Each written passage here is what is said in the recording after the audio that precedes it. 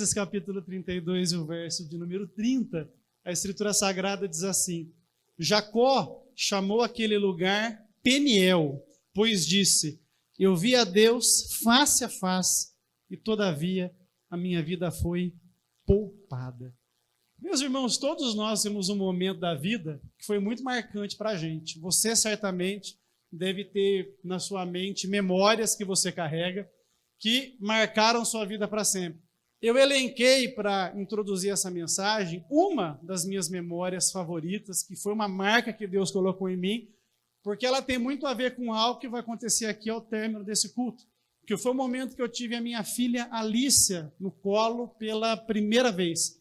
Foi o momento em que eu peguei aquele pacotinho, vi a fragilidade dela, vi a sua pequenez, e eu vi naquele momento o amor que Deus sente por mim, porque a Alícia não tinha feito absolutamente nada até aquele momento para merecer o meu amor, mas eu a amava com todas as minhas forças. Quando o pacotinho estava na minha mão, eu percebi que a juventude tinha passado, eu não podia mais ser um homem sem responsabilidades, e que agora toda a minha vida ia ser conduzida no sentido de garantir que aquela menina tivesse uma vida digna, crescesse na fé, crescesse na igreja e se tornasse uma mulher de Deus. Mês que vem ela completa 11 anos. Outro pacotinho chegou, e quando eu peguei ele no colo, eu senti as mesmas coisas.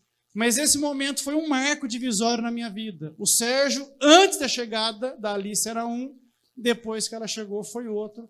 E isso norteou muitas coisas que aconteceram depois no meu viver. Você sabe que alguma coisa que aconteceu com você na sua história te marcou profundamente. É claro que eu não falei do meu encontro com Cristo, porque eu queria capturar a atenção de vocês antes de introduzir o assunto nos termos que eu desejo falar com vocês.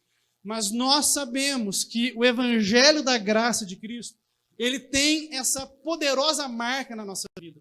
Nenhuma pessoa que passa pelo Calvário e contempla ali Cristo sangrando em favor dos pecadores, permanece a mesma pessoa. A cruz, ela não permite a indiferença. Nós podemos passar pela cruz e ou sairemos dali tocados e apaixonados por Cristo, ou nós sairemos dali não reconhecendo que ali foi feito um sacrifício de redenção.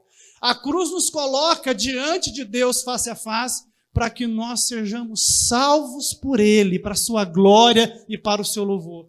A partir de Gênesis 32, que é o texto que eu coloquei aqui para meditar com vocês, nós vamos ter um momento agora muito maravilhoso na vida de Jacó, porque esse homem, ele foi tocado e ferido pela palavra de Deus, e agora o próprio Deus está fazendo com que ele conserte todos os erros que ele cometeu no passado dele.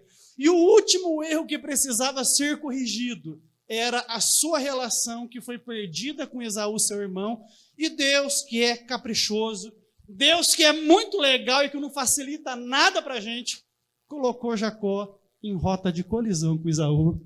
E agora esse encontro vai se transformar numa das histórias mais bonitas do livro de Gênesis. E é sobre isso que eu quero conversar com vocês nessa manhã.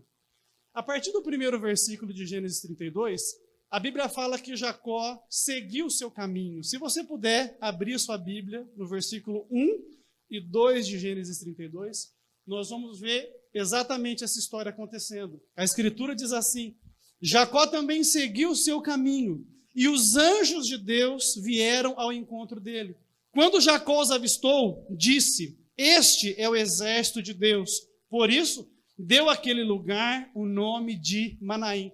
Quando Jacó está voltando para sua terra natal, ele já tinha resolvido os problemas com seu sogro Labão, e agora Deus ordenou que ele voltasse à sua terra. O plano de Deus direcionava ele para a terra onde ele habitava originalmente.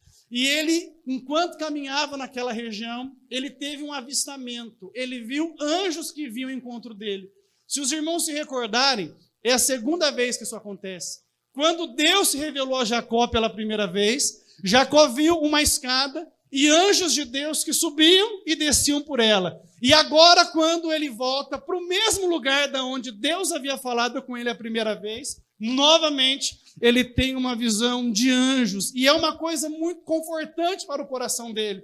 Era a lembrança que Deus dava para ele de que Deus verdadeiramente cumpre as suas promessas. Porque Deus prometeu para Jacó: eu vou proteger você em toda a sua caminhada. Jacó passou 20 anos na casa do seu tio Labão, sofreu agruras ali, teve batalhas imensas, mas o Deus que o chamou em Betel o sustentou até esse momento. E isso para nós é um profundo encorajamento, meus irmãos, porque o Deus do começo da nossa jornada é o Deus que está conosco hoje também. E o Deus que nos promete que no final da nossa jornada Ele estará conosco também. Louvado seja o nome de Jesus.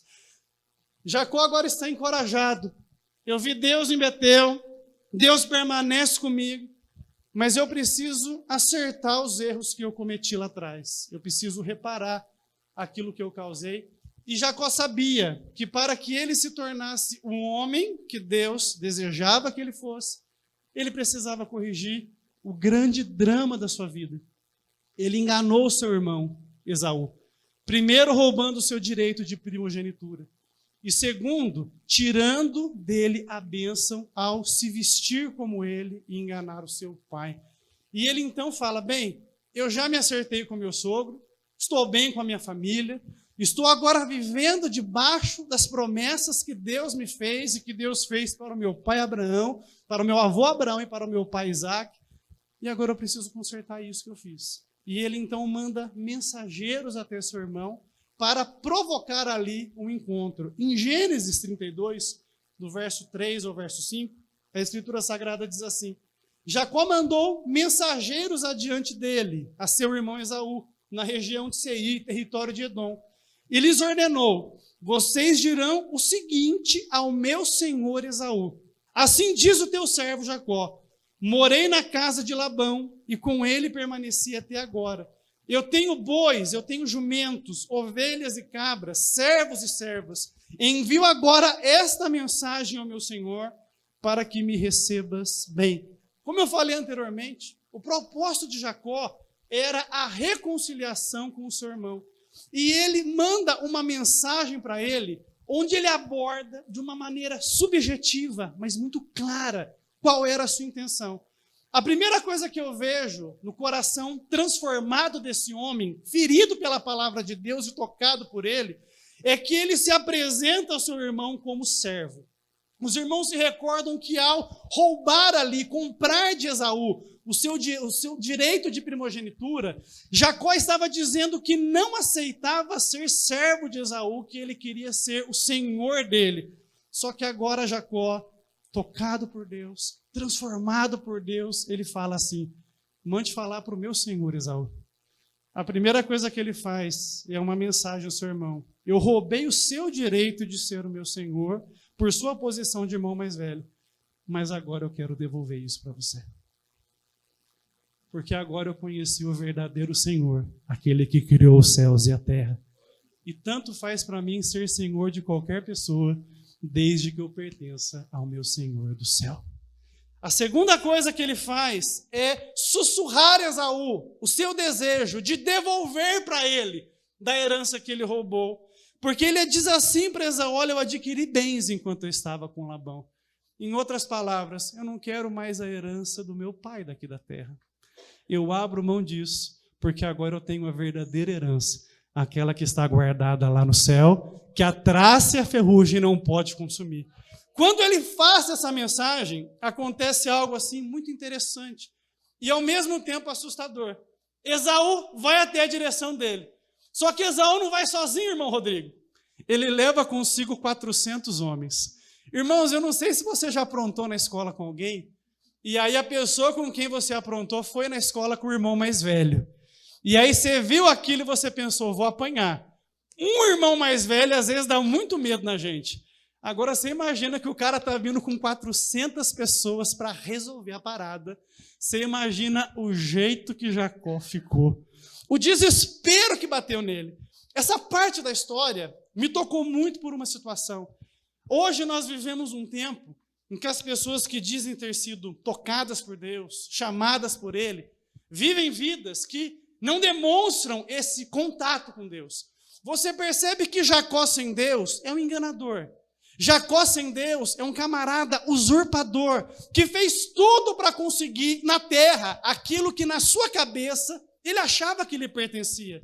Mas agora o Jacó, que é tocado por Deus, que é ferido pela palavra de Deus, ele passa a reparar os erros dele. Ele deseja agora corrigir a rota de sua vida, porque a graça de Deus o tocou, a palavra de Deus o feriu, e ele entendeu que precisava viver uma vida reta diante de Deus. Por isso, desconfie de conversões que o coração da pessoa não é mudado. Desconfie de pessoas de Jesus que odeiam. Desconfie de pessoas de Jesus que promovem o ódio. Quando nós somos feridos pela palavra de Deus, a palavra de Deus nos transforma. Se roubávamos, não roubamos mais. Se mentíamos, não mentíamos mais. Por quê? Quem foi encontrado pela verdade é transformado por essa verdade para viver uma nova vida na presença de Deus. Jacó nos dá testemunho de que quando alguém se encontra com Deus, a sua vida é radicalmente transformada. E você pode se encontrar com Deus aqui nessa manhã. Ele está na comunhão dos santos. Você pode glorificar o Senhor Jesus Cristo por isso? Ele está conosco aqui. Infelizmente, muitas pessoas dizem ter encontrado Deus, mas eu não sei que Deus é esse. Um Deus que não pode mudar os seus instintos mais naturais. Mas quando nós encontramos, ou melhor, quando nós somos encontrados pelo Deus da Bíblia, algo na nossa vida é transformado radicalmente. Quem já foi transformado aqui? Quando os mensageiros de Jacó retornam do encontro, eles dão aviso para Jacó: olha, seu irmão está vindo e está trazendo 400 com ele. Jacó ficou amedrontado, assustado. No verso 7 e 8 de Gênesis 32, essa história está registrada. Abra na sua Bíblia, por gentileza. A Escritura diz assim: Jacó encheu-se de medo e foi tomado de angústia. Então dividiu em 2 grupos todos os que estavam com ele, bem como as ovelhas, as cabras, os bois e os camelos, pois assim pensou: se Esaú vier e atacar um dos grupos, o outro poderá escapar. A primeira reação de Jacó, quando o caldo engrossou para o lado dele, foi tentar fazer o que ele fez a vida toda. Eu vou resolver as coisas do meu jeito, eu vou dar um jeitinho. Eu vou separar 2 grupos aqui. Se o exército do meu irmão atacar um grupo, eu fujo com o outro. Naquele momento, o Jacó velho apareceu e veio com força. Mas a Bíblia fala, na sequência, que um lampejo de esperança acendeu no coração de Jacó, e ele fez algo que ele fez por pouquíssimas vezes. Essa é a segunda oração que a Bíblia registra que foi feita por Jacó. Mas ele ora, ele fala com Deus, ele fala com quem resolve. E a oração dele foi registrada de uma forma linda, do verso 9 até o verso 12 da Escritura. Abra na sua Bíblia, por gentileza. Essa foi a oração de Jacó. Então Jacó orou: ó Deus de meu pai Abraão, Deus de meu pai Isaque, ó Senhor que me disseste, volte para a sua terra e para os seus parentes, e eu o farei prosperar. Eu não sou digno de toda a bondade e lealdade com que trataste o teu servo. Quando eu atravessei o Jordão, eu tinha apenas o meu cajado, mas agora eu possuo 2 caravanas. Livra-me, rogo-te, das mãos de meu irmão Esaú, porque tenho medo que ele venha nos atacar, tanto a mim, quanto às mães e às crianças. Pois tu prometeste, esteja certo, de que eu farei prosperar e farei os seus descendentes tão numerosos como a areia do mar, que não se pode contar. No seu momento de tensão, ele se recordou da grandiosidade e graça de Deus. E ele ora.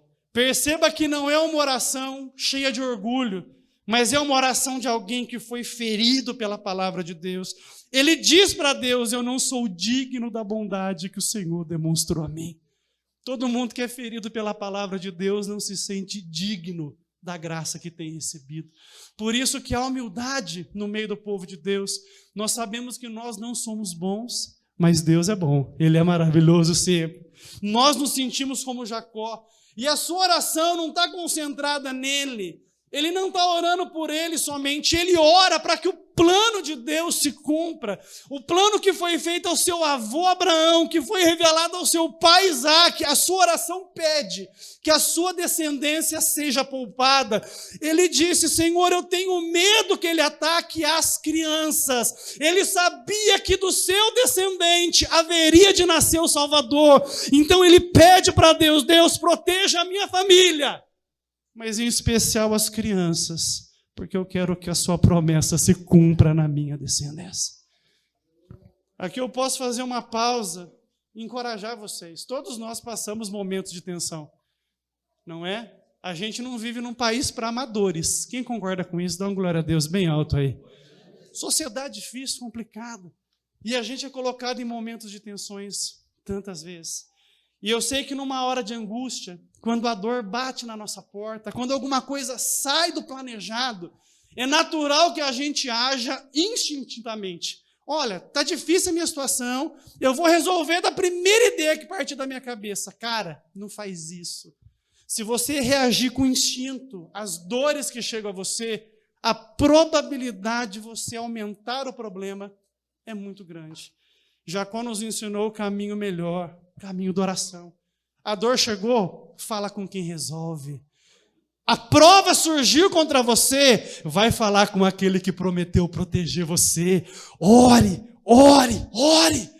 Deus ainda responde orações. Deus ainda intervém na história. Louvado seja Deus. Se lembra que a oração de Abraão poupou seu sobrinho Ló de morrer em Sodoma. Se lembra que a oração de Isaque abriu a madre de Rebeca para que Jacó nascesse. Se recorda que a oração que Jesus fez na cruz por você garantiu o seu perdão para que você estivesse aqui buscando a face do Senhor.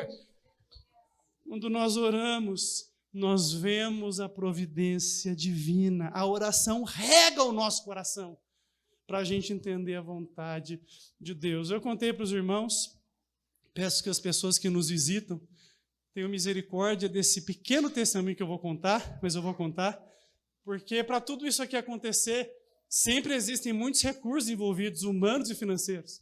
E mês passado foi um mês atípico para a igreja, em que até o dia 30 de setembro, o nosso caixa não tinha fechado, mas com uma defasagem gigantesca. E aí, a gente foi fazer o quê? Foi orar a Deus. Falei com a nossa equipe da tesouraria, presbitério, falei, gente, vamos falar com quem resolve, vamos orar. Porque, de repente, Deus está testando a fé nossa. Não é possível. Primeira vez em 3 anos que isso acontece. E começamos a nos dedicar em oração e falar com Deus. Dia 29, em especial, eu passei muito tempo em oração pedindo que o Senhor nos ajudasse para a gente não fechar o mês com tanta defasagem.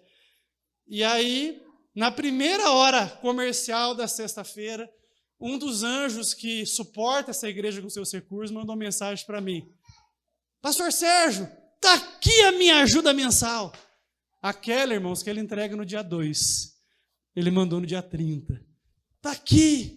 Agradeceu, tenho sido muito abençoado por ajudar vocês, vou continuar ajudando, e dentro de mim, Deus responde às orações. 9h30 da manhã, chegou mais uma mensagem do irmão, pastor, está aqui a ajuda do mês. 11 horas, chegou outro irmão, quando terminou o dia, as contas foram fechadas para a glória do nome de Jesus Cristo, porque Deus responde orações. E Deus cuida dos mínimos detalhes da nossa vida. E eu falo isso inspirado aqui, porque Deus tem ouvido as suas orações. Deus tem ouvido o seu clamor. A saúde dessa pessoa está nas mãos de Deus. A sua permanência no seu trabalho está nas mãos de Deus. O sucesso do seu ministério em Cristo está nas mãos de Deus. Aquilo que você está tão angustiado pensando no futuro, fica tranquilo. Deus está no seu futuro e quando você pisar o seu pé lá, você vai se encontrar com Ele e Ele continuará sendo o que Ele é, fiel e maravilhoso. Jacó orou e quando ele orou, Deus lhe deu uma estratégia para lidar com aquela situação. Ele mudou a sua linha de conduta. Num primeiro momento, ele dividiu o rebanho em 2, junto com as suas famílias, planejando fugir. Só que após a oração, ele decide chegar ao seu irmão. E ele, então, divide o seu rebanho em 5 grupos.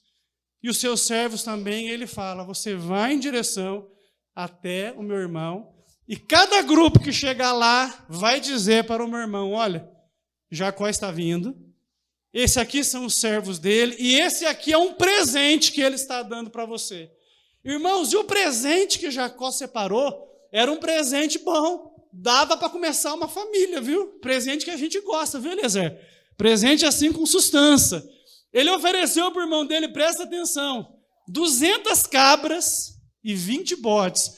Irmão Eliezer, não ia faltar queijo de cabra lá. 200 ovelhas e 20 carneiros, Manilde, não ia faltar lã. 30 fêmeas de camelo com os seus filhotes, irmãos, era carro para todo mundo. 40 vacas e 10 touros, irmão, ia ter leitinho para criança. 20 jumentas e 10 jumentos, porque ninguém é perfeito. Ó, o Senhor te repreenda. Irmãos, olha o tamanho do presente.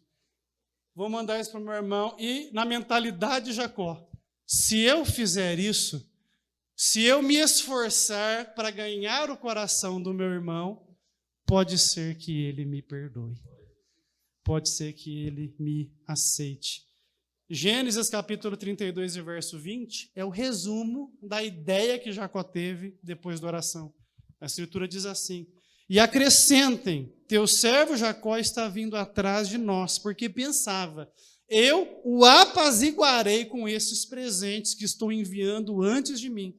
Mais tarde, quando eu vir, talvez me receba. A disposição de Jacó de abrir mão de tantos bens mostra que Jacó já tinha de fato entendido que a verdadeira herança não é aquela que os olhos podem ver, mas é aquela que Deus guarda lá no céu para os escolhidos dele. Eu posso abrir mão disso da terra, porque aquilo que é meu está guardado no céu pelo meu Senhor.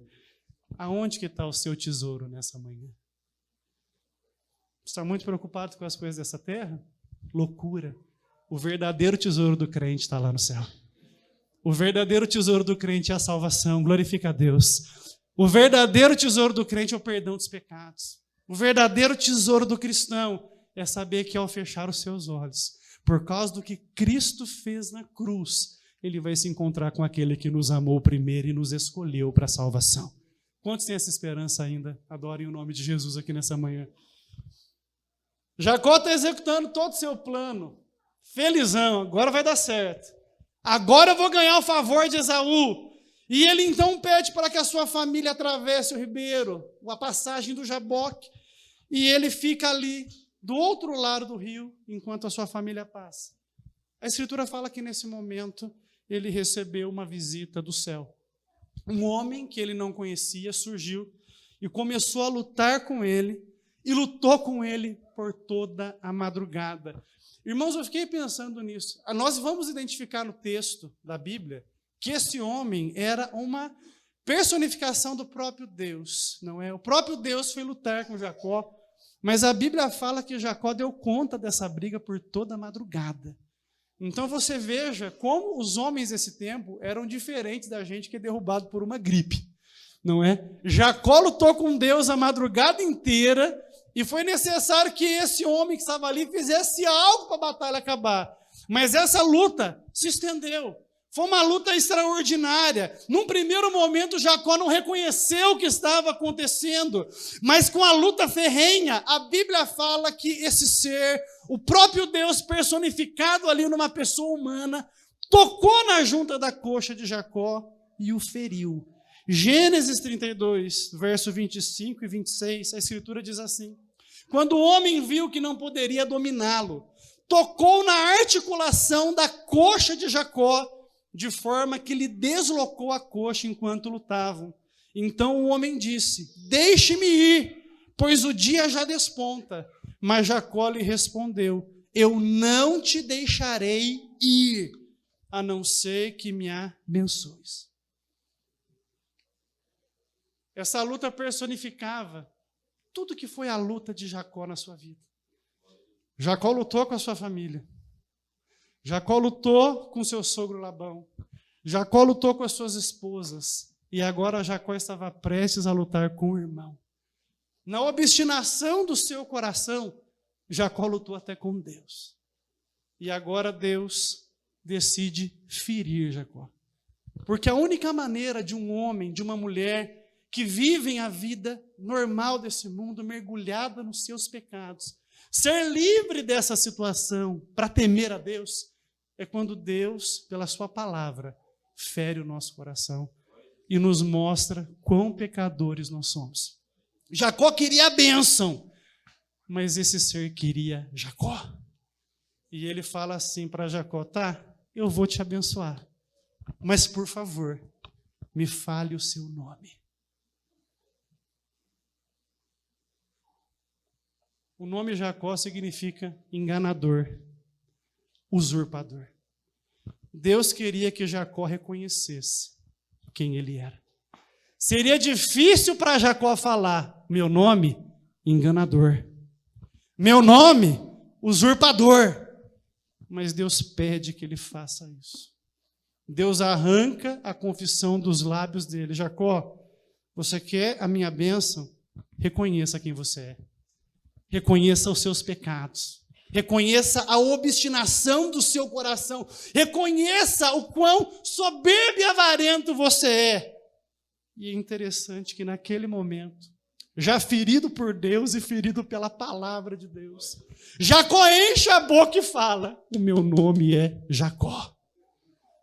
Eu sei exatamente quem eu sou. Eu sou um pecador indigno.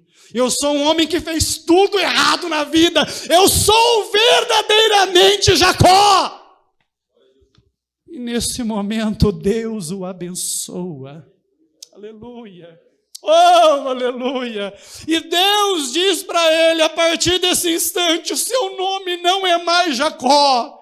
O seu nome agora será Israel. Porque você lutou com Deus, você lutou com os homens e você venceu.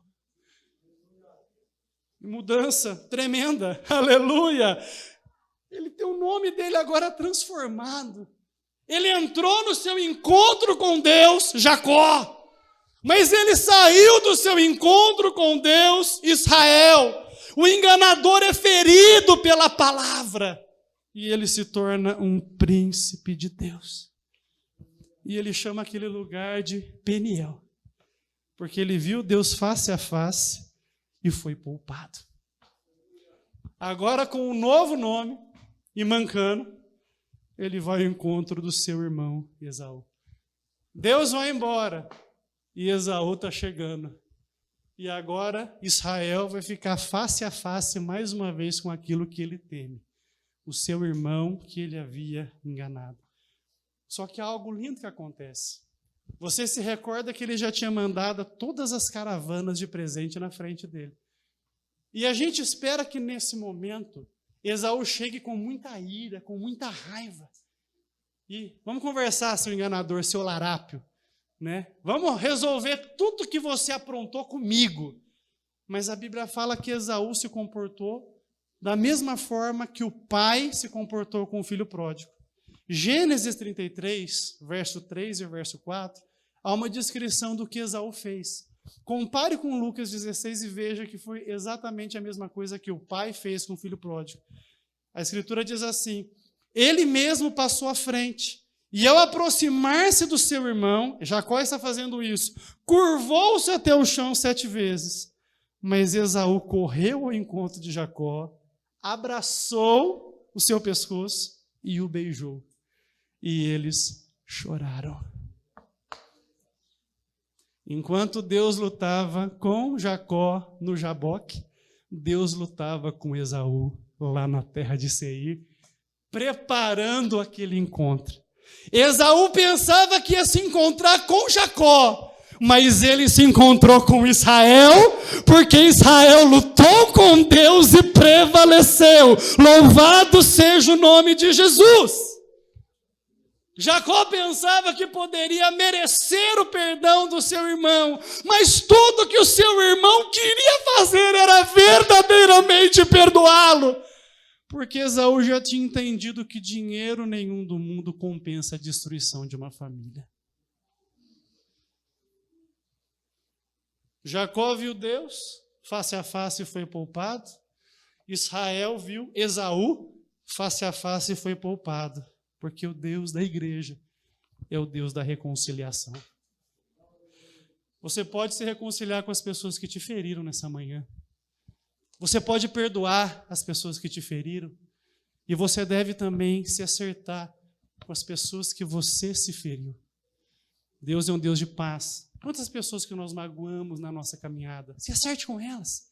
Peça perdão, reconcilie. Orgulho nenhum pode justificar a separação das pessoas. Principalmente nesse tempo em que nós brasileiros estamos sendo jogados de um lado e para o outro por pessoas que têm nos usado como massa de manobra. Nos lembremos que na cruz do Calvário foi conquistada a reconciliação. Então não vamos disseminar ódio, nós vamos pacificar, porque nós somos filhos do príncipe da paz. Você pode glorificar o nome de Jesus por isso? Não é? Nada justifica, não é, as inimizades. Todo o evangelho trata de reconciliação e nós precisamos ser esses instrumentos que reconciliam, porque Deus em Cristo nos reconciliou com Ele. Quantos querem viver reconciliação? Glorifica o nome de Jesus aqui. A história termina com Jacó e Esaú seguindo seus caminhos, reconciliados, felizes. E agora o ciclo de Jacó se encerrou. E agora ele é o patriarca que Deus decidiu que ele fosse na eternidade pretérita. Porque Deus vai se revelar a nós como Deus de Abraão, como Deus de Isaac e, o mais interessante, como Deus de Jacó. E não como Deus de Israel. Porque Deus quer que a gente lembre que mesmo Jacós podem ser amados e perdoados por Ele. Pode ser que você seja Jacó nessa manhã. A graça de Deus pode alcançar você. Pode ser que você seja a pior pessoa aqui. E deixa eu te dar uma boa notícia. Você é a pior pessoa. Porque todos pecaram e destituídos foram da glória de Deus. E nenhum de nós merece nada das mãos de Deus. Nós somos miseráveis pecadores que merecem toda a ira de Deus. De um Deus santo que não tem um culpado por inocente. Mas Deus, graciosamente em Cristo, chama pecadores para pertencerem a Ele. Essa história nos lembra duas coisas interessantes que refletem o Evangelho. A primeira delas pode ser percebida quando Jacó tenta apaziguar o seu irmão, dando presentes para ele. Passei muito tempo pensando nisso. Eu falei, Jacó, por um momento, ele age depois de uma oração. Certamente Deus o direcionou dessa forma para lhe ensinar algo, mas o que ele fez é muito parecido conosco. Jacó quer ganhar o perdão do seu irmão comprando ele com presentes. E quantos homens e mulheres tentam comprar o favor de Deus com as coisas boas que fazem?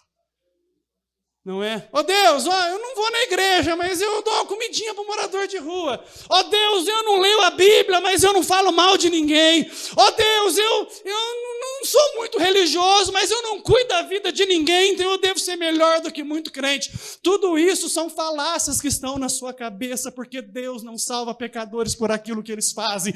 Porque nós nos apresentamos de mãos vazias diante de um Deus que é santo. Deus salva pecadores porque Ele é bom, porque Ele é Salvador e porque a sua graça deve ser glorificada naquele que Ele transforma. Nós tentamos o tempo todo comprar a Deus com aquilo que nós fazemos. Mas a resposta de Esaú para Jacó e a resposta de Deus para nós. Gênesis 33, verso 8 e 9. Presta atenção o que Esaú falou para Jacó. Esaú perguntou, Jacó, o que você pretende com todos esses rebanhos que eu encontrei pelo caminho? Ser bem recebido por ti, meu senhor, respondeu Jacó. Esaú, porém, disse, eu já tenho muito, meu irmão. Guarde para você o que é seu. É o que Deus fala para a gente. Eu sou dono de tudo. Até o que você tem é meu. Eu não preciso de nada de você, mas eu quero você na minha presença. Não tente comprar a Deus com as coisas que você faz, porque Deus não pode ser comprado por pecadores. Deus deseja que nos arrependamos dos nossos pecados sinceramente e reconhecemos a graça que nos é dada por Cristo Jesus, porque a palavra de Deus, que não pode mentir, diz: pela graça sois salvos por meio da fé. E isso não vem de vós, é dom de Deus, não vem de obra nenhuma para que ninguém se glorie. Nós queremos mostrar para Deus que somos bons. E fazendo isso, não obtemos nada das mãos dele. Mas quando Jacó se reconhece enganador e usurpador, Deus muda o nome dele. Deus quer mudar nomes aqui nessa manhã. Deus quer fazer você, pecador, sair daqui um filho dele perdoado pela graça de Jesus Cristo. Esse é o Evangelho. Você não escolheu a Deus. Ele te escolheu. Você não o amou, mas ele te amou. Isso é graça sobre graça. 1 João capítulo 4, verso 9 e 10 diz isso para a gente. Deus está dizendo, e não é possível que ele seja mentiroso. Deus mostrou quanto nos amou ao enviar seu único Filho ao mundo para que por meio dele tenhamos vida. É nisto que consiste o amor. Não que tenhamos amado a Deus, não foi a gente, mas em que ele nos amou e enviou seu Filho como sacrifício para perdão dos nossos pecados. Quando nós menos merecíamos, ele mostrou a sua salvação para nós. Quantos são agradecidos por esse amor celestial, por essa graça sobre graça? Então, a primeira coisa que eu aprendo nesse texto é que é Peniel. Todas as vezes que eu paro de tentar comprar a Deus com as coisas que eu faço, e eu aceito livremente que eu sou um Jacó enganador e deixo que ele, graciosamente, me vença em combate e mude o meu nome.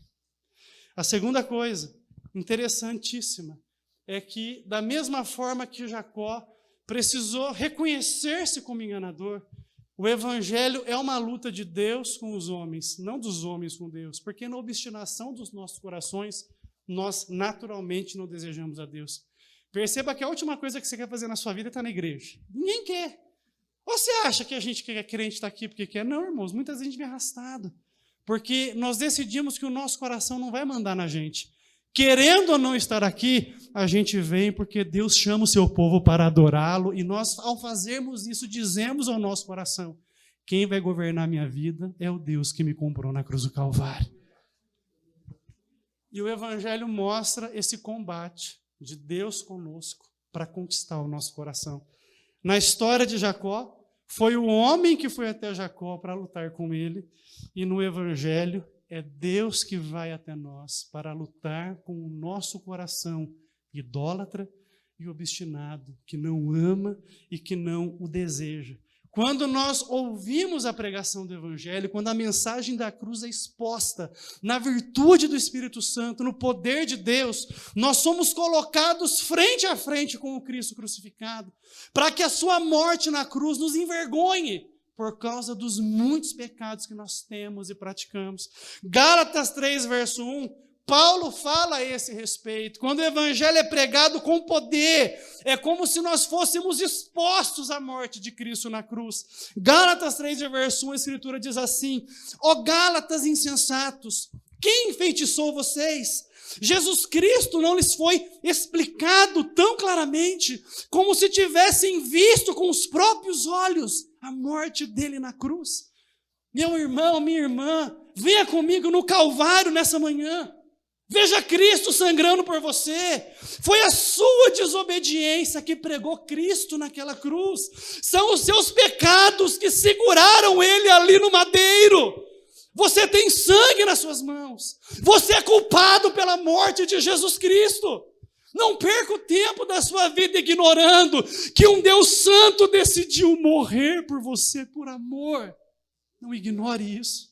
Não zombe da santidade de Deus como se ele não existisse. Você não pode salvar você mesmo. Você precisa de um Salvador. Atos capítulo 4, verso 10 diz assim: saibam os senhores e todo o povo de Israel que esse homem foi curado pelo nome de Jesus Cristo Nazareno, a quem vocês crucificaram, mas a quem Deus ressuscitou dos mortos. Pois é a respeito desse Jesus que se diz: A pedra que vocês, construtores, rejeitaram, se tornou a pedra angular. Não há salvação em nenhum outro. Não há nenhum outro nome debaixo do céu, em toda a humanidade, por meio do qual devamos ser salvos. Só Jesus salva. Só Jesus é o Salvador. E Ele prova a eficácia da sua salvação ao morrer por nossos pecados, mas ao ser ressuscitado ao terceiro dia e permanecer vivo. Louvado seja Deus, aleluia. É verdade o que foi conquistado na cruz. Quando nós somos expostos a essa verdade, a palavra de Deus fere o nosso coração, como Deus feriu Jacó no Jaboque. Tudo muda, tudo muda. A gente passa a enxergar o Evangelho com amor e a maravilhosa graça de Cristo como tudo aquilo que nós precisamos para viver uma vida livre na presença de Deus. A igreja nada mais é do que a comunidade dos feridos de Deus. Porque cada um de nós aqui sabe que pelas nossas próprias obras merecemos todo o juízo de Deus e toda a sua justa e santa ira. Mas a palavra de Deus nos feriu. A graça nos restaurou. E agora nós estamos pregando a mensagem que feriu o nosso coração de pedra, para que outras pessoas sejam feridas pela graça de Deus e mais Jacós se transformem em Israel, para a glória do nome de Jesus. Salmo 119, verso 67, nós nos lembramos que foi necessário Deus nos ferir para crermos nele. Antes de ser humilhado, eu andava extraviado, mas agora eu aprendi a obedecer a tua palavra. Louvado seja Deus. Oséias capítulo 6, verso 1 e 2, Deus nos convida. Venham, voltemos para o Senhor, pois Ele nos despedaçou e agora Ele vai nos sarar. Ele nos feriu, mas agora fará curativos. Em pouco tempo nos restaurará e logo viveremos em sua presença. Eu quero ser ferido por Deus, para que o meu coração obedeça. E quero ser sarado por Deus, para que outros corações sejam feridos como o meu e possam ser alcançados e salvos pela verdadeira salvação que está em Cristo. Cristo é o nosso Peniel. No Evangelho, nós vemos Deus face a face e somos salvos. Fique de pé, em nome de Jesus.